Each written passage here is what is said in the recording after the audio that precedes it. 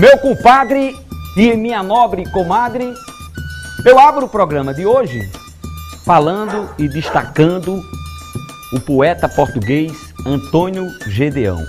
Ele nos dá um momento de reflexão na sua obra literária e poética muito importante, para a gente pensar a questão do sonho. Pensar que o sonho é eterno na vida do homem, que seja infinito enquanto dure. Pensar, sonhar é preciso. Sonhar é a palavra-chave. Então, em um dos seus poemas, Pedra Filosofal, Antônio Gedeão, já no começo, ele fala da quantidade de invenções que foram criadas a partir do sonho. E já no finalzinho do poema, ele diz: o sonho é o mapa do mundo distante, rosa dos ventos infante, caravela quientista, cabo da boa esperança, para-raios, locomotiva, barco de proa festiva, a incisão do átomo, radar, alto-forno, geradora, ultrassom, televisão, desembarque em foguetão na superfície lunar. Aos que não permitem a gente sonhar ou pensar, quem não dá liberdade para pensar ou para sonhar, é porque essas pessoas não sonham, nem sabem que o sonho comanda a vida. Cada vez que o homem sonha, o mundo pula e avança, como uma bola colorida na mão de uma criança. Então, essa é a reflexão do poeta português Antônio Gedeão. Sonhar é preciso. Nunca pare de sonhar. Meu compadre e minha nobre comadre e demais queridos e assíduos telespectadores, a quem mais uma vez, com muito carinho, do fundo do meu coração, muita alegria, eu mando um forte abraço. Abraços de agradecimentos. Agradecimentos pela crescente e permanente audiência, pelos e-mails recebidos, pelo carinho tantas vezes recebido quando a gente vai caminhando na rua e é reconhecido como uma pessoa do programa. E também, claro, por mais uma vez estar entrando na sua casa levando alegria e informação. Aproveito esse instante mágico para convidar a todos que sejam bem-vindos ao programa Cafundó, a revista eletrônica da cultura popular. O nosso convidado de hoje, para dois dedos de prosa, embaixo desse alpendre da cultura popular, é um herdeiro. É um herdeiro de família poética. O seu avô já era poeta. Então ele é poeta, é músico, compositor, letrista, escritor. Enfim, ele vem aqui ao nosso programa para falar do seu CD e do seu livro, que também é um resgate da poesia. Ele é da cidade de Grossos, aqui no Rio Grande do Norte, mas atualmente mora na cidade de Mossoró. Já teve música sua participando como trilha sonora de filmes, não é? E ele também é um apresentador de programa de cultura popular. Eu quero convidar aqui, para dois dedos de prosa, embaixo desse alpendre da cultura popular, Genildo Costa. Seja bem-vindo ao programa Cafundó. Prazer enorme de bom estar aqui com você, Geraldo. Essa figura que tem no sangue o verso, né? Você é um herdeiro de poetas, pai, avô. Como é que nasce o verso na família? Pois é, Geraldo, eu aproveito e saúdo aos poetas potiguares, através do Cafundó. Muito feliz de estar aqui com você, Geraldo. E assim, eu acho que os primeiros contatos, né? A primeira,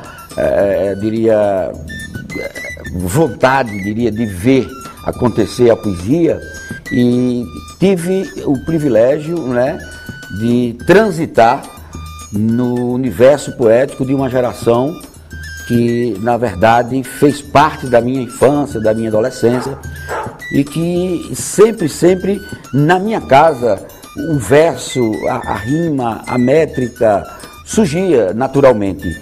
Eu sou filho de um poeta, meu pai sempre escreveu, né?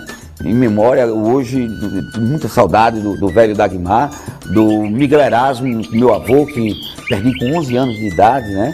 E essa gente deixou um legado, né? Me influenciou muito, me indicou os caminhos que eu pudesse realmente estar aqui hoje com você, Geraldo. Esse verso da família começa como? Começa a história desse verso da família, quer dizer? Olha, eu diria, Geraldo... poeta, o outro é poeta. É, exato. O neto é poeta. O primeiro, assim, eu acho que a primeira aparição, diria, da poesia, diria, de Grossos, né? Evidentemente, é com meu avô. Eles dois eram de Grossos. De Grossos, né? Grossos, certo. E, na verdade, a geração do Miguel Erasmo, também temos uma presença muito forte de um outro poeta, Pierre Paulino de Medeiros, né? Também de meu pai, o Dagmar. E, na verdade, o bom é que essa gente, mesmo no anonimato, mesmo de uma forma, diria, são todos autodidatas, né? A relação com a escola muito pouca, né? E que eles, na verdade, faziam e metrificavam na ponta do dedo, né? Nos dedos. Nem sempre, filho, as horas são de rosas, nem os minutos feitos de carinhos, nem as manhãs amenas e formosa de sol brilhando os campos e os caminhos. Na vida há várias coisas caprichosas. A rosa perfumada entre espinho, a noiva, mãe, esposa desditosa de sol brilhando os campos e os caminhos. Nela, Geraldo, há encanto e desencanto. Não desespera quando adorou o pranto, fica tua alma, ou te enche os olhos d'água. Mas deves sofrer calado o teu tormento, e com a arma oculta do teu pensamento, que assim matarás a tua mágoa. Ouvi isso muito cedo, de Miguel Erasmo, de meu pai. Que normalmente a tendência natural do poeta é cantar seu rio.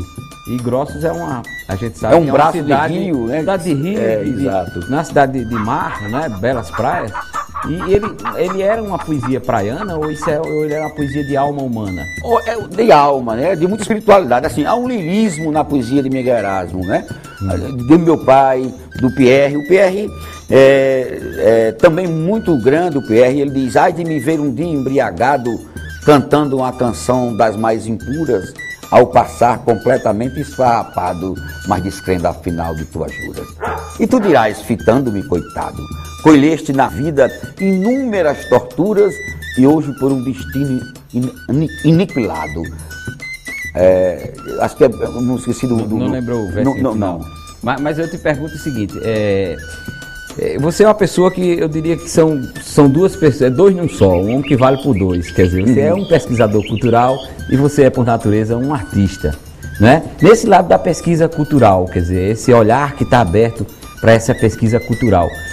O que é que a gente pode falar do artista hoje? Por exemplo, vamos falar Grossos, vamos falar Mossoró, a cidade que você mora, né? Vive em Mossoró.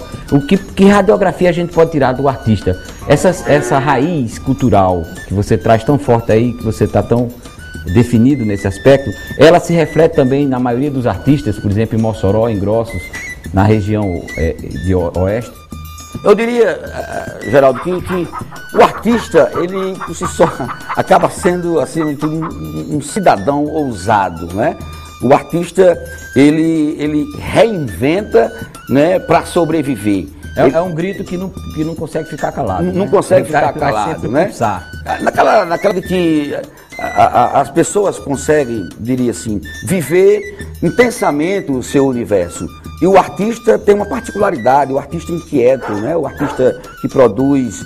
Eu acredito muito na arte criativa, não na arte imitativa. É o que eu tenho procurado fazer, né? Com muito zelo, não é essa feita nas coxas, é uma que realmente vai fundo na questão, né? Exatamente. Tem olhos de poeta para ler o mundo que só ele consegue ver. Eu acho que o poeta enxerga mais longe que os olhos, né? Ele não consegue. Ele consegue enxergar mais longe que os olhos por conta dessa sensibilidade que ele é muito peculiar. Então, eu particularmente diria que por exemplo, o primeiro trabalho de CD que eu construí, que está com você, né? Exatamente, eu vou até aproveitar o CD Cores e Caminhos. A gente tem a honra de mostrar esse trabalho aqui, né? Eu tive a felicidade, né, de transitar aí pelo universo poético, musical, de várias criaturas maravilhosas. E eu acabei justamente socializando esse sentimento com poetas, né?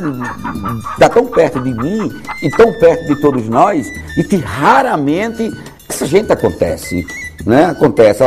Dificilmente esse artista consegue se projetar. A questão da evidência do artista é um pouco complicada. É complicado, limitada, né? É muito limitado. Aqueles que passam a vida toda brigando para ser rebanho e aqueles que rebanho não querem ser. Né? É incrível isso. É verdade. É verdade. É. E outra, eles já são o que são. Então a questão de ser ou não ser rebanho não é bem a questão, né? Exato, exato. Parafraseando a frase shakespeariana, né? Pois é. Mas, Eugênio, antes de eu entrar no CD, eu queria falar um pouco do livro de poesia, né? A saga da poesia sobrevivente. Essa palavra sobrevivente, o que sobrevive nessa poesia exatamente? Pois é, se você tiver, diria assim, a preocupação, né, de tornar essa coisa da poesia mais palpável e tentar materializar tudo isso, eu diria que a sobrevivência do que está nesse livro é justamente essa persistência, essa vontade de ver essa coisa iluminada. O ato do registro já é exatamente. Um ato de sobrevivência. Porque eu comecei, Geraldo, a dificuldade da evidência. Exatamente, eu comecei a fazer essa pesquisa para reunir poetas, como já havíamos então falado, do Miguel Erasmo, do Pierre, né? De tanta gente boa que está no livro, de meu pai, de Jeová Costa, que é meu irmão também, que está aí no livro. Então, justamente, eu comecei com 14, 15 anos, buscando esses versos, reunindo, né, concatenando essa coisa do verso que eles deixaram. E a minha grande preocupação é que a cidade, às vezes não, na sua totalidade, perde a memória, perde a capacidade de enxergar uma geração que eu diria que não passou, que se encantou, né? E que dificilmente na escola... Como diz o poeta Guimarães Rosa, né? Se encantou. Se encantou, né? E que eu acho assim, a minha preocupação fundamentalmente seria na questão de não só lembrar, né? Não só recitar, mas que essa geração do Miguel Erasmo, dessas pessoas que estão aí tão bem colocadas assim dentro do livro, é justamente no sentido de tê-las como referência, né? Que apontando caminhos e dizendo que a poesia, o artista, né? Essa coisa dessa pulsação tão forte não perece, não morre, ela está sempre presente. E o meu grande medo sempre foi, não tenho mais medo hoje, era de que jamais, assim, que não fosse lembrado, né? Que não fosse também colocado na pauta da cultura da cidade e que isso aí me deixaria muito dolorido, porque é ruim, né? Você saber que não só essa geração, mas como outras pessoas que nos deixam, claro, essa coisa da rotatividade da vida, elas passam, mas deixam alguma coisa. Né? E isso serve sempre de referência, não só para mim hoje, mas para as pessoas que estão naquele circuito, né, de convivência social, sem dúvida. Como eu já disse, eu ainda estou falando daquele lado, não é, do genil dos olhos de cultura. Você apresenta um programa cultural, não é, em Mossoró, e faz esse resgate. E quando você pinça esse artista para dar evidência, você dá uma musicalidade a isso que você vai pensando, né? O verso que você vai pegando, você vai dando uma musicalidade. E esse CD reflete isso. Mostra um pouquinho desses poetas que você resgatou, que eu já vi tive a oportunidade de ouvir algumas coisas tão bonitas, né? É um cara fantástico, né? Que está no interior, que vive. Vamos demonstrar um pouquinho de cada um. Assim, de cada um, né? Esse mapa de poetas cantados, né? Isso, é uma figura fantástica, um bom poeta. O Maurílio Santos, ele disse: ia brincar no silêncio azul das águas do rio, ia fazer meus brinquedos olhando o amor dos bichos, tinha um medo do curupira e do caipora, vinha um desejo besta em ser como sou agora. Hoje meu rio morreu de poluição, amor virou inseminação, meus brinquedos dias de luta. Hoje meu medo é concreto, coisa real, tá no dia a dia existencial, mora na ciência e na força bruta. Que coisa bonita, né? Pois é, né?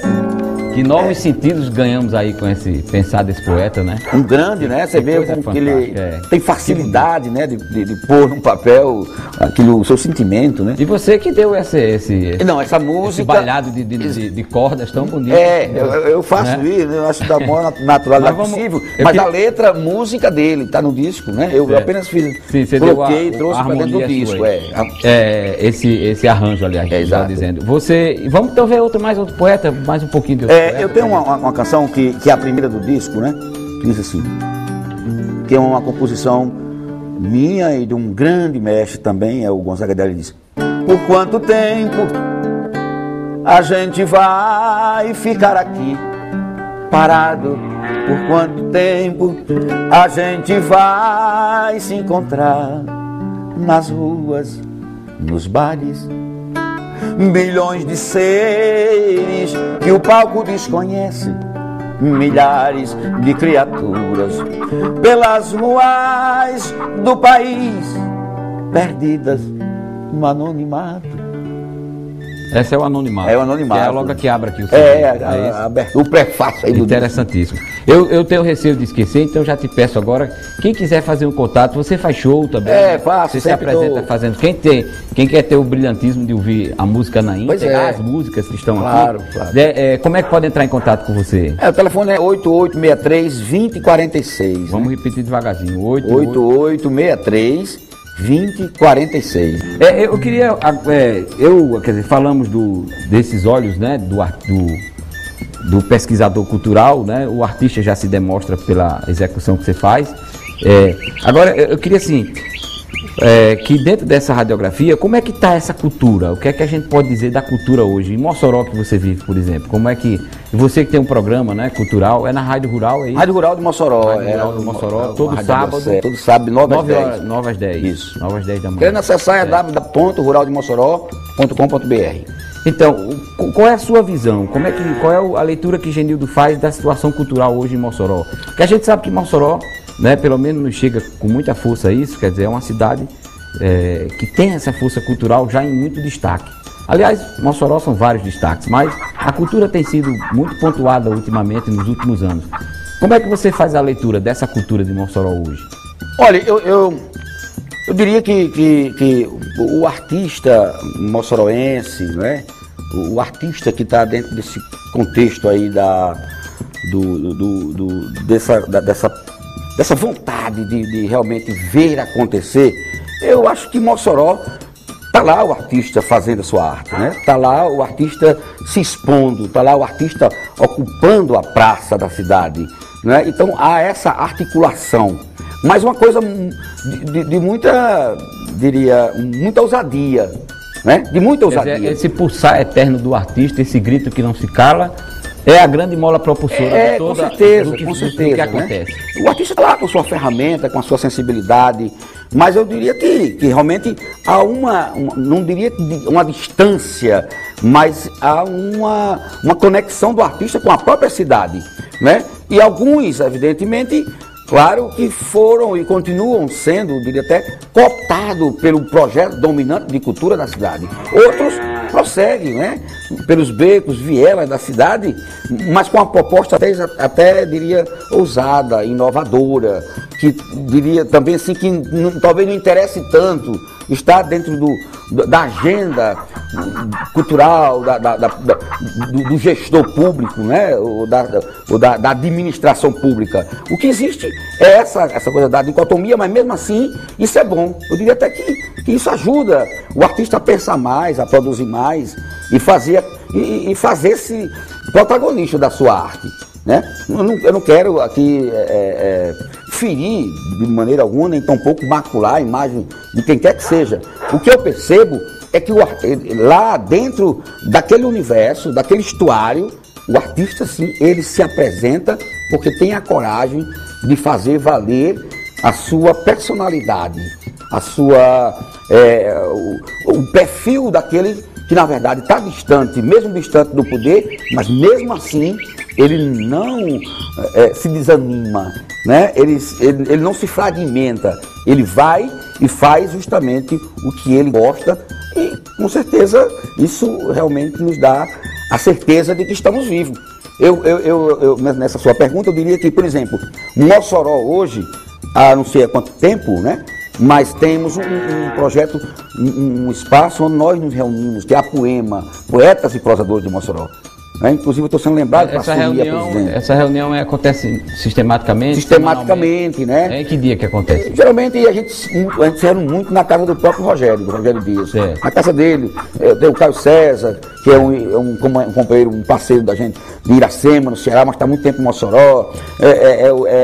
Aldaci de França, Josué Damasceno, o Maurílio. Então a gente se reúne justamente. Eu não diria nem que é para traçar metas, mas para que a gente possa se ver mais de perto. Respirar essa poesia.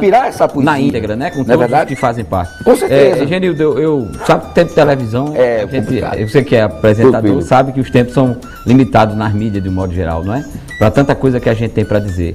Eu quero te agradecer muito a presença aqui no programa. Você que é uma figura que eu digo, é uma figura cafundó, aquela figura que é um talento muito grande, né? Um olhar tão sensível para toda essa cultura. E que infelizmente nem não está tão conhecido quanto deve ser conhecido, né? Então o Cafundó está exatamente para mostrar essas figuras assim, né? E você se considera uma figura especial aqui no programa Cafundó. Eu quero te agradecer mais uma vez e há pouco tempo eu falei das coisas assim bem feitas e mal feitas. Uma delas é feita nas coxas. Eu te pergunto, você sabe a origem dessa expressão, feita nas coxas? Não sabe a origem, não. Mas não tem problema, porque o programa Cafundó está aqui também. Tá bom, Geraldo. Para a gente dar essa explicação. Antes vamos ver o que é que as pessoas estão sabendo desse assunto. Em seguida eu volto para dar uma explicação. Quero te agradecer mais uma vez.